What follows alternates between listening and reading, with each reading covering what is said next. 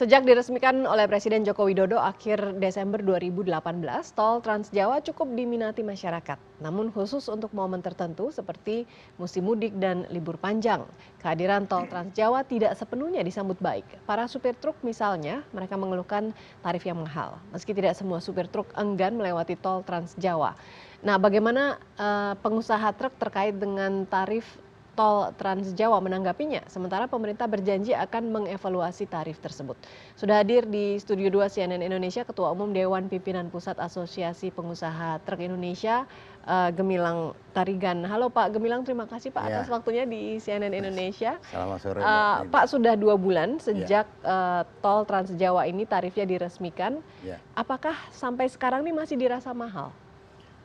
Sebetulnya begini Mbak Frida, bahwa tarif itu relatif ya, karena tarif itu siapa yang bayar, itu dulu kita harus lihat dulu.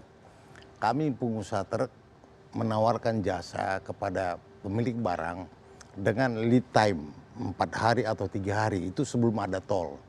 Kemudian dengan lead time itu maksudnya masa perjalanannya? Iya, masa perjalanannya 3 atau 4 hari, misalnya sampai Surabaya. Ya. Kemudian dengan ongkos tertentu. Itu melalui Pantura yang selama ini kita lewatin, yang cukup banyak permasalahannya. Kemudian ada tol. Nah, ini kan tergantung dari pemilik barang.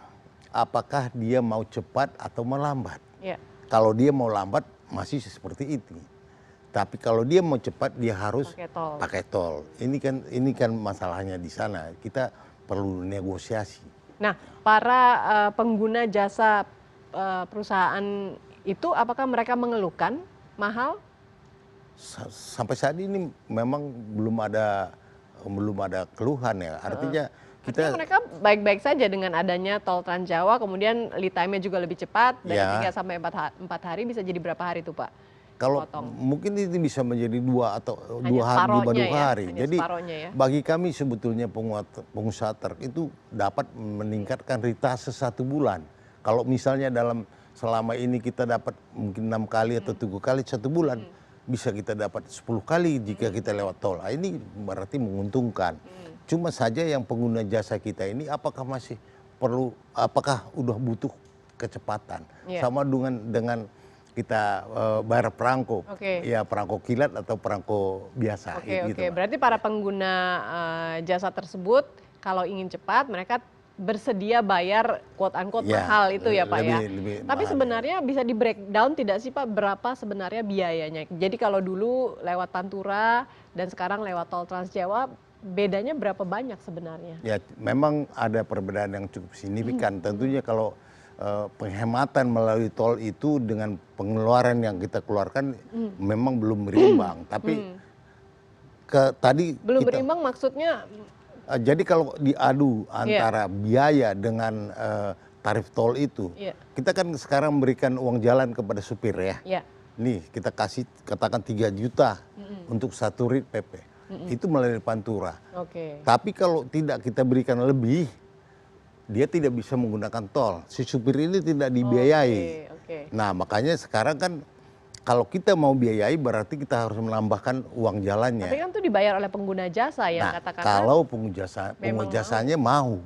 Ya kalau pengguna jasanya udah saya cukup 3 hari, 4 hari nggak masalah ya kita tetap lewat sana.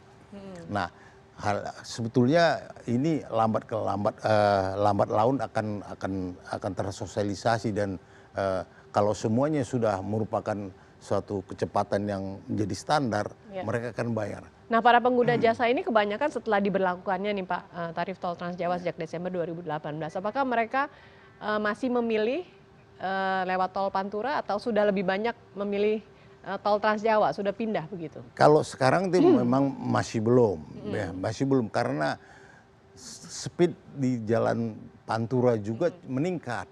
Nah ini kan biasanya melalui jalan Pantura 4 hari, sekarang kita tempuh bisa sampai 3 hari. Dan jadi ini ada keuntungan terselubung ya Pak ya. Jadi begitu ada tol Trans Jawa yang biasa di Pantura pindah ke Trans Jawa, jadi Panturanya kosong. Ya tapi di samping itu juga bukan hanya masalah tarif semata ya. Desain truk di Indonesia itu adalah desain truk yang memang low speed. Oke, sebelum kita bicara mengenai masalah di luar biaya nih Pak ya, ini ada grafik yang menunjukkan berapa yang harus dikeluarkan oleh para pengguna jasa kalau ingin menggunakan tol Trans Jawa. Misalnya ini dari Jakarta ke Surabaya begitu Pak ya. Ya, totalnya 1,4 ya. Ya, nah kalau pakai Pantura berapa biayanya? Ini nggak keluar kan, lewat Pantura ini nggak keluar. Ini tidak keluar, jadi tidak ada dikurangi biaya ini. Ya, Jadi berapa kira-kira tuh Pak kalau dikasih misalnya 3 juta itu kan tadi Bapak katakan untuk sekali jalan 3 juta kepada supir. Nah 3 juta itu di luar ini gitu Pak? Di luar ini, berarti dia harus ditambah sebesar 1,4. Oke, jadi 3 juta ditambah 1,4. Ya, walaupun dari sisi ada penghematan bahan bakar dan segala macam ada, tapi jumlahnya tidak mencapai. Dan pengemudi juga tidak harus menginap kan Pak, kalau misalnya katakanlah cuma 2 hari menginapnya jadi cuma 1 malam begitu. Nah, tapi nanti dulu, ketika kita masuk begini, kita harus dulu definisikan tol. Kalau tol di Jakarta Jabodetabek adalah tol untuk truk itu nggak ada alternatif, harus. Jadi memang harus dilewat tol. Tapi kalau dia tol untuk Trans Jawa, itu kita harus lihat itu sebagai highway.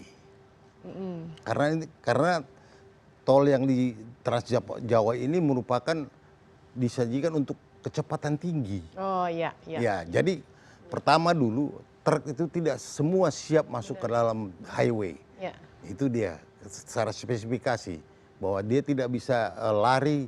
Dan dia masuk ke jalan tol pun akan menghambat di jalan tol gitu yang ya, lain. karena dia tidak bisa mencapai katakanlah 100 km hanya 60 km. Ya 60 maksimum dia itu. Per jam. Kemudian truk itu butuh berhenti terus. Kenapa? Dia harus bannya itu kalau setiap 2 jam dia harus didinginkan. Oh gitu. Ya, jadi 2 jam 3 jam butuh pendinginan. Jadi kalau di dalam tol itu kan nggak terfasilitasi hal ini. Ketika dia ada trouble juga, dia di tol itu menjadi masalah, nggak ada help, no help. Nah di tol Trans Jawa apakah fasilitas itu sudah ditemukan? Nggak katakanlah 2 jam harus berhenti, mengecek ban begitu. Apakah perhentiannya sudah disiapkan Pak di tol Trans Jawa? Memang itu tidak perlu disiapkan kalau truknya adalah untuk speed tinggi. Oh ya, jadi memang itu adalah highway. Jadi kita harus melihatnya sesuatu itu peruntukannya yang benar. Nah ini truk kita ini kan sebentar lagi akan teknologinya berubah. Kalau Trans Sumatera, Trans Jawa, Trans lainnya sudah selesai. Ini memang truk ini akan berubah dia. Dan sekarang ini belum ke sana teknologinya. Belum. Sampai saat ini masih belum. Belum semuanya, ada sudah beberapa atau semuanya belum nih? Ada beberapa ya, ada beberapa. Mobil-mobil yang tonase kecil ringan itu sudah bisa untuk kecepatan yang tinggi itu. Tapi kalau untuk yang kelas 5 yang sekarang itu masih teknologi yang lama. Baik, tadi di satu sisi dikatakan bisa mempercepat lead time, tapi kemudian di sisi lain dikatakan tidak bisa digunakan cepat-cepat juga nih karena truknya jalannya lambat. Jadi apa dong Pak solusinya? Apakah tetap harus lewat tol, harus lewat Pantura atau tol Trans Jawa dibuat tidak tol begitu? Maksudnya seperti apa? Bukan, kita harus menuju ke sana, yang tol yang high speed tadi. Tapi ini kan perlu transisi. Ya, jadi ini masa transisi. Tidak semua yang harus kita paksakan ke dalam situasi high speed itu. Mereka juga harus menyesuaikannya, kan begitu. Karena memang peruntukan di truk ini kan macam-macam gitu. Nah Pak, untuk menuju ke sana, untuk semua truk itu harus high speed. Kira-kira apa yang harus dilakukan? Nah ini sekarang kami juga mengusulkan kepada pemerintah supaya ada peremajaan terhadap truk ini. Karena truk kita sendiri ini teknologinya memang udah ketinggalan. Masalah euronya juga kita paling bawah. Euro maksudnya? Euro. Jadi mata uang euro begitu? Bukan, dia emisi gas buangnya. Gas buangnya, kita masih Euro 2. Padahal negara lain di ASEAN saja sekarang kita sudah terlambat. Mereka sudah mulai masuk ke Euro 4. Baik. Jadi perlu ada stimulus untuk melakukan peremajaan ini dari pemerintah. Ini kita suka. Nah Pak, sekarang kan lagi direvisi nih Pak tarif tol Trans Jawa oleh pemerintah. Harapan dari para pengemudi truk dan juga pengguna jasa itu seperti apa? Revisi yang diharapkan lah nantinya hasilnya. Kalau kami melihat begini, kan kalau rumah makan itu Mbak, kalau pertama gratis kan udah dilakukan sama pemerintah. Kemudian ada tarif penyesuaian, masa promosi, kemudian baru tarif yang sebenarnya. Jadi memang kalau sementara kami minta supaya tarif yang berlakukan tarif promosi, supaya tarif promosi. Ya, sementara supaya masing-masing mencoba untuk masuk ke dalam tol. Nah, tarif promosi sampai kapan nih Pak kira-kira?